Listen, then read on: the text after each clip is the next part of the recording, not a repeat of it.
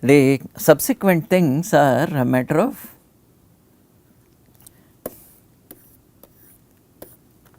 more for the what you call understanding the record.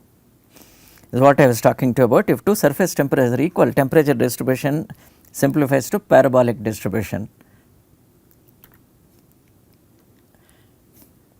Okay. So, we have all these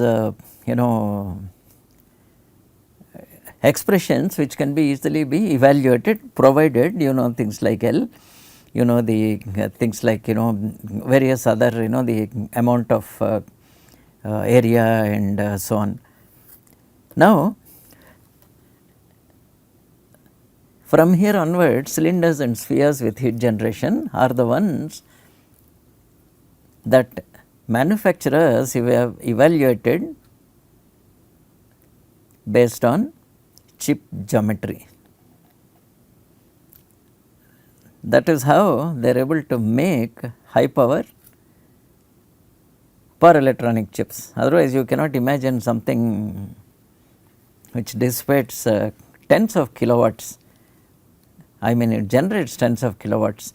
By understanding the geometry, they are able to evaluate cylinders and spheres in a radial system with internal heat generation occur in current carrying bus bars, wires, resistors, flat circuit rolled into a cylindrical shell.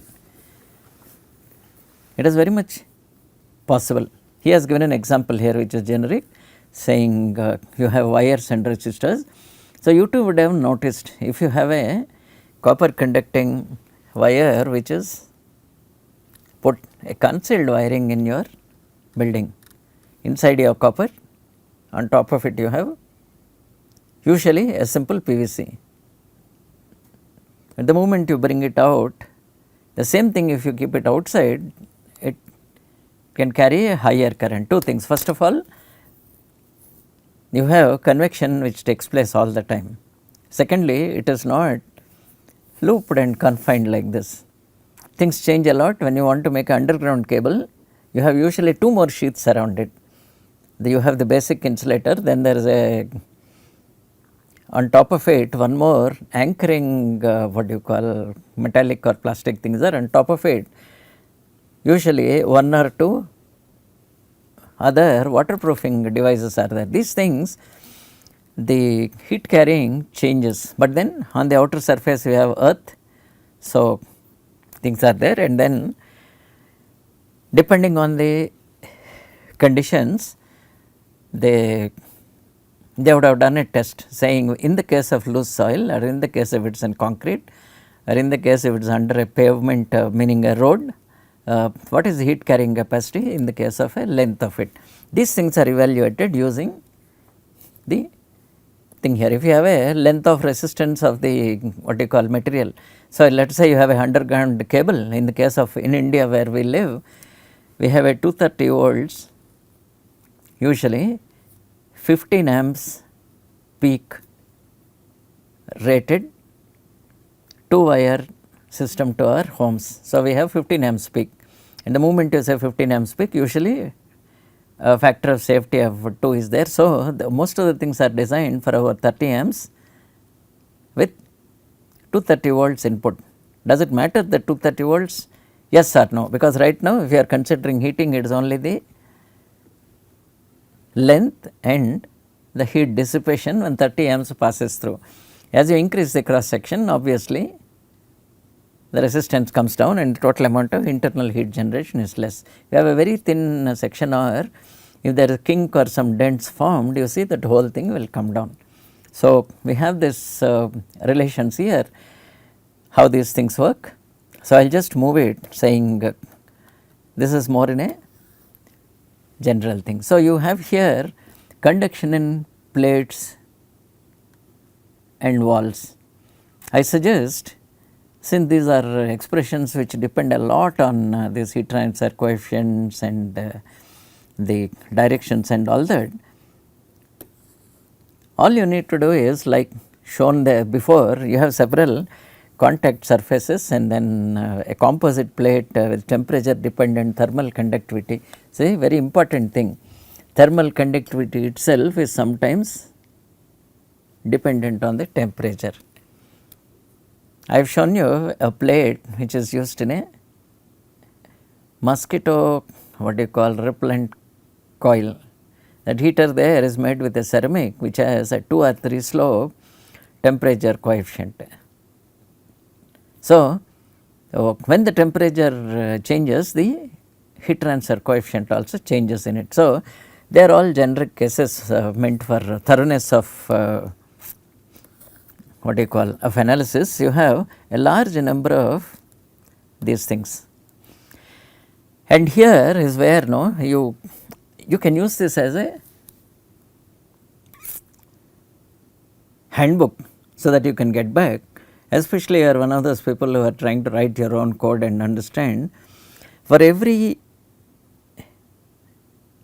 typical case of a heat thermal condition, they have given the operational equations that are there. Thin rectangular plate on the surface of a semi-infinite solid. Seen this, no? That is in relation to the total mass of the heat generating device. This outside thing may be 100 or 1000 times, 1 or 2 orders bigger. So, it is practically semi-infinite solid. So, they have given examples of how the heat conducts here.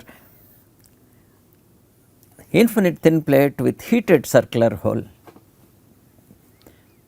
is what I was telling you. If you have a stud mounted transistor, so you have a inside, usually it is made of copper. So, you clamp it and then you can treat it like if you are to have a large plate, if you are having several of these things, how these things behave.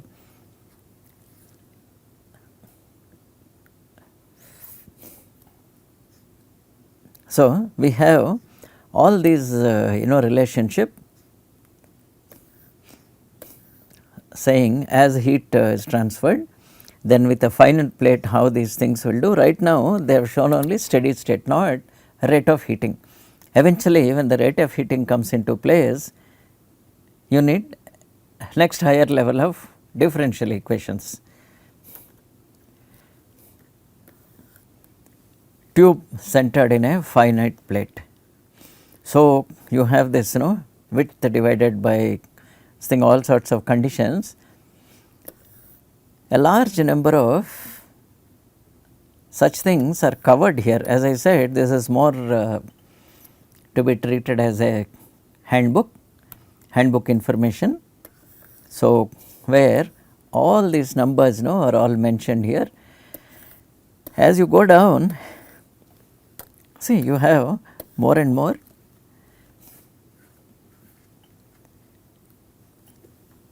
heat conduction nomenclature for long cylindrical bath heat generation in a differential element dr as the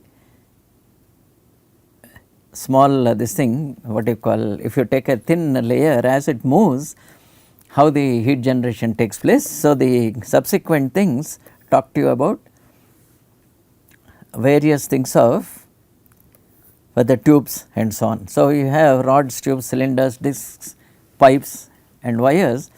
So, a huge number of the tables explain to you how an infinite hollow cylinder works. So, in this case you have composite cylinder, which is what I was talking to you about, the underground cable or the wiring cable. Where are these important? These are important because in the case why it looks easy, eventually your conductors and all and get bunched in an electronic equipment, especially power electronic. So, what looks very easy, the moment you make it a bunch and it becomes anything above 10 or 15 mm, you notice that all these effects will come into place. And so, manufacturers take a various things, and then second thing related is the insulated tube. Do we have insulated? Yes. And you have seen here usually huge amount of calculations, they are not important. If you know little about all the surface conditions, and then if you also know the way the K changes with the temperature, it is possible for you to evaluate the expression. So, we have this whole thing. We are coming to more and more practical example. So, when these are embedded into another what do you call, another medium, it could be a combined thing, or it could be a pin fin heat sink. You have a base in which you have these things, and sometimes there may be different materials. It is very much possible for us to evaluate things here. So, especially these things make sense. I do not know if you recollect. So, the next thing, if possible, I will get back to the video which I have shown you. We have usually internally some structures inside which could be embedded materials. If you recollect the phase change graphic which I have shown you there, you have copper which is sitting in an aluminum, and some of the copper tube, inside the copper tube you have the working fluid, but outside you have the copper which is again embedded into a heat sink. Conditions like this happen there, especially on the surface of that. So, as you go down, we have all this more and more large number of expressions. So, I suggest you go back to these things and then try to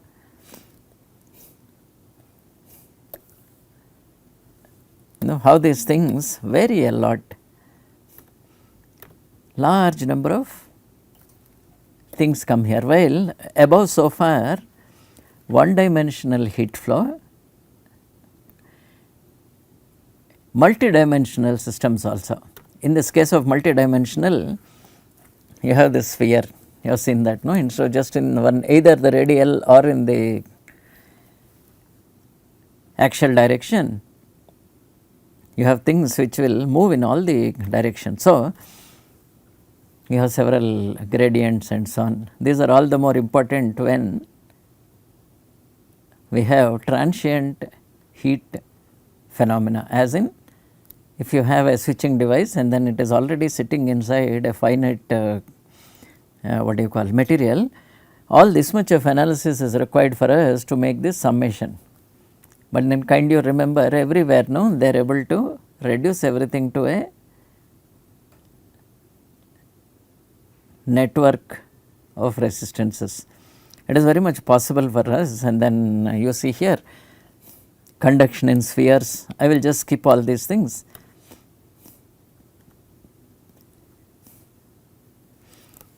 And read this. If somebody says, I am a new person who has started working and discovered all these things, if he is holding an examination, you believe him and repeat it, and you will be surprised to see that it is about nearly quite a long time ago, 200 years back, Fourier already made a analysis of multidimensional heat transfer. Later on, we had this Lyapunov transform, arbitrary Fourier series, and accurate results, but important thing is time consuming. You understand, no? Nearly 200 years back, in 1800, in this case, they have mentioned 20, that is just short of 200 years back, Fourier made this observation and also some analytical methods, saying using this it is very much possible for us to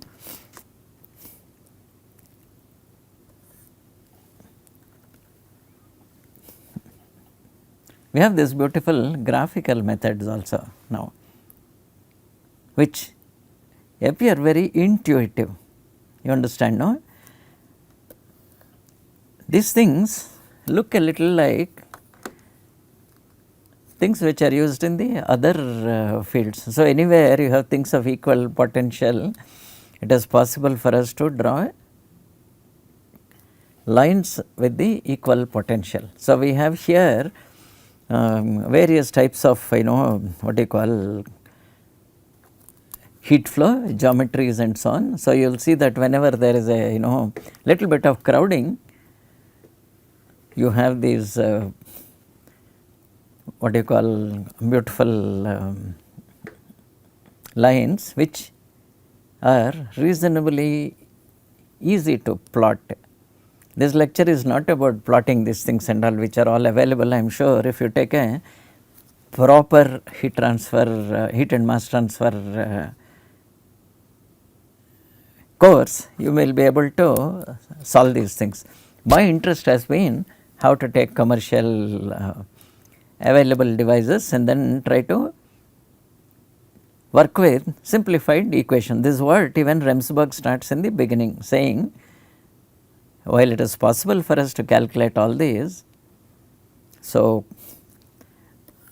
in reality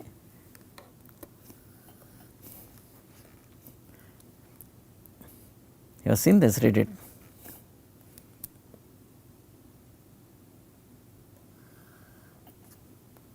Equations can be used to find partial solutions to simple areas of very complex geometries. Analytical techniques provide a solution within the prescribed boundaries. Finite differences methods provide a solution only at a finite number of points within the problem and an approximation of the analytical solution, and so on and so on. Using a finite number of points, simplify the calculation to repetitive arithmetic instead of the complex involved with analytical solutions. Many texts devote considerable space to numerical and finite different methods. Computers are now used to solve this. We will concentrate only on broad view of the analytical techniques. You have seen that the man who sort of wrote the book, he himself admits that computers can be used safely.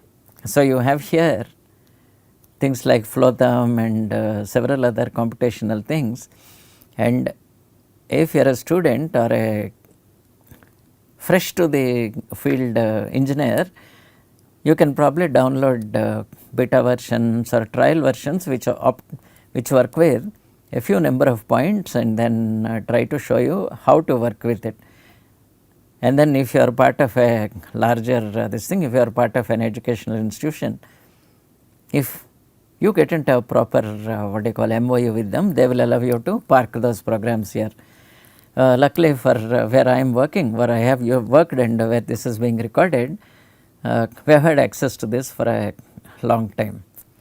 And only thing is, even what is used for the educational purposes, it will allow me to teach the students and how to use them. And eventually when they go to the corporate sector or when they go to the defense electronics sector, they buy the original full package. And why do they give it to us is, now we have first hand experience in it. I have no experience, but my students know how to use it. The moment they step out and go to either a R&D lab or the other places, they buy the original. And as he says, numerical and how to write the program is not given here. Computers are used to solve the problems of the complexity. So, succeeding lectures tries to explain how these things come, including we end up with partial differential equations. Yes, I admit I am no good at it, but it does not mean I have a problem. We have help on hand. We live close to the, in fact my neighbor is one of the top mathematics professors, and he puts his students on the job, and then beautifully we have all these expressions that can be easily evaluated. You have seen here. So, I am just for the purposes of completion of reading these chapters, I will show you here saying even in the case when we have this, and in the case of this, how these what you call isothermal points can be plotted, and how actually heat flow lines can be shown. You would have seen these cross sections in fluid mechanics, that they will show you a tube and beautiful flow cross sections are shown, saying in the case of a what do you call turbulent flow how these things are, and in the case of a laminar flow how these are. This thing also seem a little like this, depending on the difference of temperature and the this thing. These isothermals behave a little like that. So, I will just keep going down. You have seen this, whenever there is a cross section like this, what actually reality what happens. So, we have huge number of these expressions, and finally we come into more and more practical things, saying shape factors. If you already know a shape, meaning if it is a square and then we have an area and then we have wall thickness and so on, whether these can be directly used here. So, in the case of plane wall, then concentric cylinders, concentric spheres, a large number of, you see here, this may be a reality in the case of a eccentric cylinder. Does it occur? Yes. Look at your soldering iron, or I do not know, we use the word rod, some people it is called a soldering iron. How there is a heating element inside and then there is a sleeve outside, and we expect that the sleeve is in perfect contact, may or may not be contact, and it may be off center, heating element may be off center. So, most known items are all shown here in this. Okay. In the case of a barrier rectangular box and so on, large number of, for in the case of heat this thing, okay, huge amount of these calculations and all are given here. I will skip all these things and come back to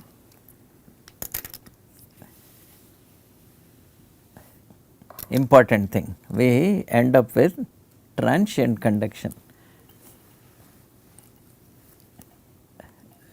Time for the system to reach a steady state, saying non-steady or transient conduction. Such cases may occur when the boundary conditions change, object is immersed in a different temperature at a variable internal heat generation, which is the reality in the case of electronics. So, inside the heat is not uniform, it is not coming out at the same thing. It may be, simple example, it may be a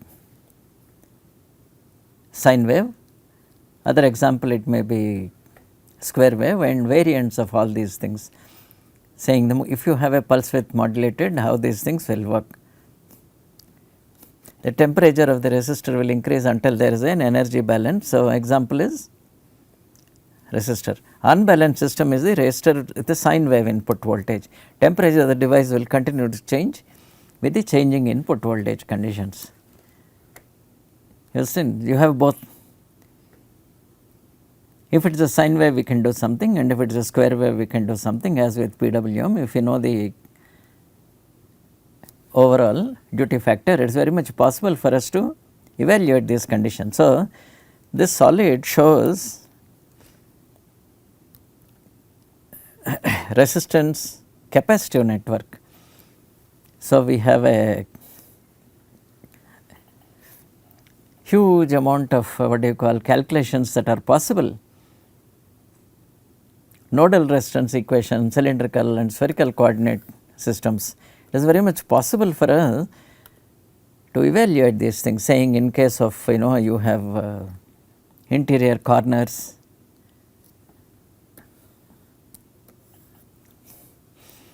lumped capacitance problem method. Consider a microprocessor in a powered computer system, operates in a steady state temperature. We turn off the system and the microprocessor begins to cool. If we turn off the computer, how the temperature decreases and so on. So, we have here very much possible for us to evaluate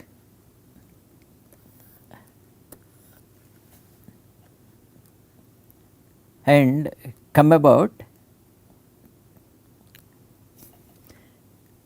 numbers like this. You understand, these have been derived from both the analytical thing and observed. The Biot number as a basis for determining the validity of the lumped capacitor model of negligible internal temperature is a measure of the temperature drop in the relative to the temperature differential between the object surface. If it is less than 1, lumped capacitor model valid, and if we assume the internal temperature within the uniform. So, they have given rather things are available for us for several of these things here. I will go through very fast, we will come back to it later on.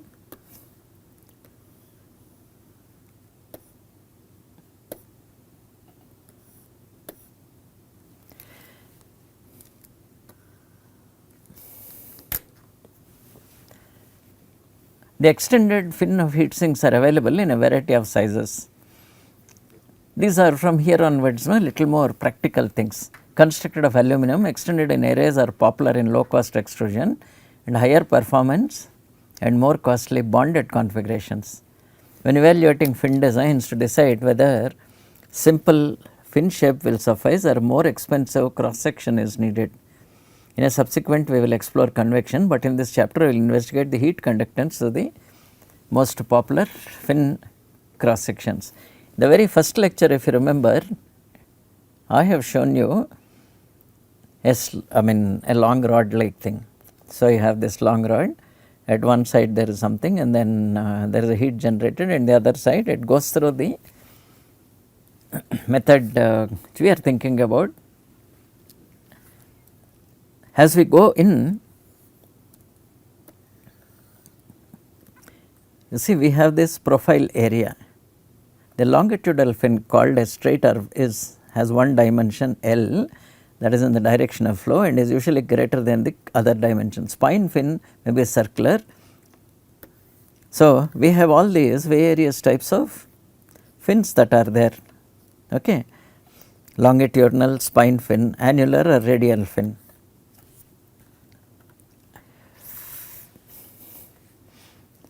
The annular fin, also called the radial fin, follows a curved surface. In a fin of finite height, optimizing the fin geometry is necessary so that we conduct the maximum heat from the wall to the tip of the fin. We should maximize the conductance of the fin throughout the height of the fin. We can accomplish by using different cross sections. As we come down,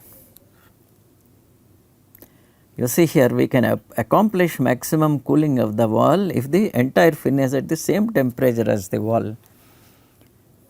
We must weigh the shape, size and material of a fin against the cost of the array to meet the goal. We invariably end up with fin efficiency. It is not as if you keep on randomly increasing the length of the fin or the depth of the cuts, though we have more area, only the initial about maybe 1/3 of the fin will be as effective as we have thought about. The remaining 2/3, the heat does not reach that surface. So, there is no temperature differential from the rest of the heats in surface to the ambient, especially if there is a forced convection using a fan. This is the one I have tried to show you earlier. So, if you go down here, you will notice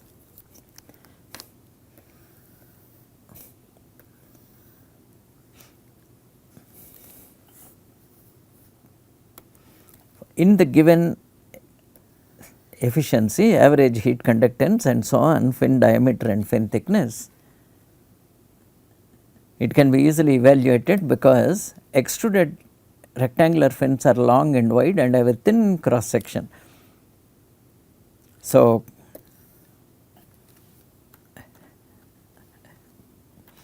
you will notice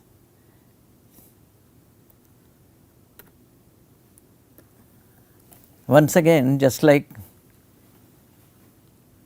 we have efficiency factors of wind shapes, a lot depends on B and thickness. So, of a parabolic profile, rectangular profile, a triangular profile. Though for simplification he has put like that, we expect that this whole thing is a parabola like this. In the case of a triangular profile, you have seen this here. Oh, I am sorry. It is rectangular with a little bit of circular thing at the side, and then this is the actual parabolic which comes into a small thin shape. How well these things can be calculated. In reality, you often find this and occasionally you find this. So, instead of it is being reduced directly into a sharp what do you call point, usually you have a trapezoidal thing which I have tried to show you yesterday. So,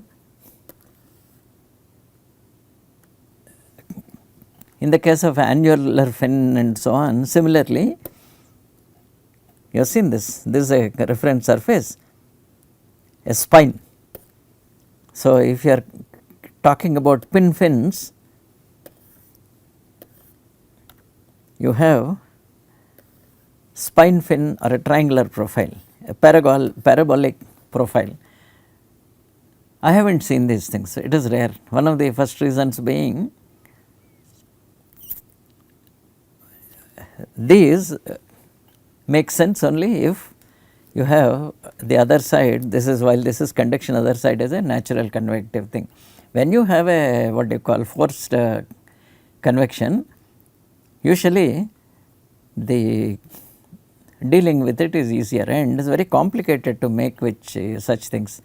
So, generally most of them they have a probably an aluminum or copper block and then fins are milled off. And to make it easier, it is extruded probably in one direction and then it is cut inside. So, arrays of rectangular or square fins are more common. Longitudinal fins of rectangular profile and fins of triangular profile, all the equations, these things have all been given here. So, I suggest you check. See, he himself has acknowledged that fundamentals of heat transfer from FP, what do you call, and these people, they have given all these things nicely solved here. It is for you to what you call see if it can use them, but in general these are not, these are only used when you want to create a new configuration or make a optimum thing, as in the case of probably spacecraft, because it is not easy for us to have a generic solution and each is unique. Each what do you call spacecraft and condition is unique. So, it is worthwhile doing all these calculations for them. So, we have the about the surface efficiency and the contact resistance model. So, I will stop my lecture at this point and we will meet again starting from electronic equipment interfaces. So far things have been very general, saying in everything including in the case of as I said reactors, or in the case of automobile, or in the case of other heat transfer, all those are valid. When we come to this electronic equipment, things are slightly different in that the conditions are known. If I say take a TO220, you know typically how a TO220 behaves. Similarly, if you take a diode package or if you take a IGBT, the internal constructions are known. So, thank you.